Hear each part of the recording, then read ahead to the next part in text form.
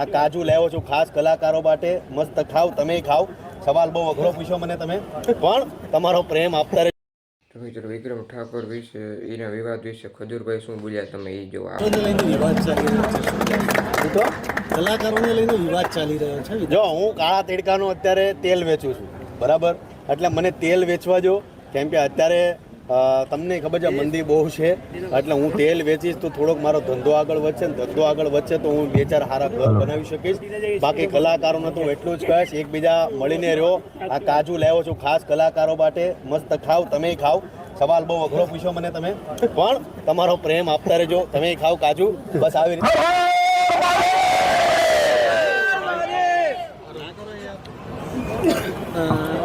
વિક્રમ ઠાકોરની વાત વ્યાજબી છે.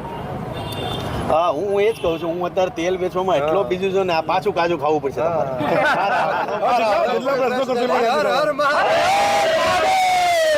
અરે બીજું એ છે કે વિક્રમ ઠાકોર કલાકાર છે, સુપરસ્ટાર છે, અને વર્ષો કામ કર્યું છે એમણે ગુજરાતીઓ માટે. અને જેટલા ડાયરા કલાકારો છે, કે હું પોતે કલાકાર છું, એટલે મારું એવું માનવું છે કે કલાકારો એકબીજા સપીને રહે, એકબીજાનો ભાવ જાળવી રાખે. ને એમાં પાછો અત્યારે ઉનાળો છે, એટલે ઉનાળામાં શેવડીનો રસ પીવો બહુ જરૂરી છે. ફરી પાછો તમને હું કાજુ ખવડાવું.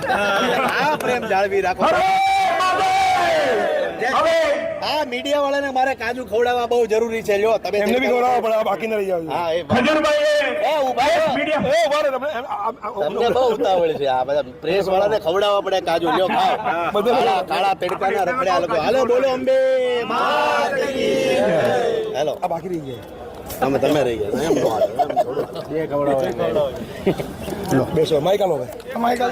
હવે ધારાસભ્ય સાહેબ લોકો ઓલા સમય રહેવાથી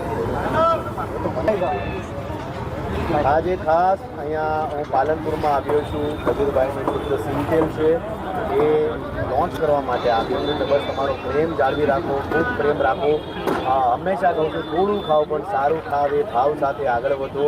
હંમેશા પાલનપુરે ખૂબ પ્રેમ આપ્યો છે, બનાસકાંઠાએ ખૂબ પ્રેમ આપ્યો છે. જ્યાં જ્યાં જાઉં છું ગુજરાતીઓની લાગણી મારી સાથે જોડાયેલી હોય છે. અત્યાર સુધીમાં 352 ઘર જરૂરિયાતમંદ લોકોના બનાવ્યા છે. અને કલાકાર તરીકે આ ચેનલના માધ્યમથી એ જરૂર કહીશ કે જ્યાં સુધી કામ કરતો રહે, જરૂરિયાતમંદ લોકો માટે કામ કરતો રહે છે. અને હરેક લોકોને કહું છું કે કદાચ તમે 10 રૂપિયા કમાતા હો તો 4 રૂપિયા ગરીબો પાછળ વાપરો. કારણ કે મારું પોતાનું એવું માનવું છે કે કદાચ તમે ગરીબો પાછળ 1 રૂપિયો વાપરો છો તો મારો મહાદેવ તમને 10 ગણું આપે છે. એની હું પોતે બાહેધરી આપું છું. એટલે તમારી પાસે રૂપિયા આપ્યા હોય, ભગવાને તમને રૂપિયા આપ્યા હોય, તો એવા જરૂરિયાતમંદ લોકો સુધી પહોંચો. કેમ કે ધરતી પરના કોઈ ઈશ્વર કોઈ હોય તો હું આ ગરીબોને માનું છું.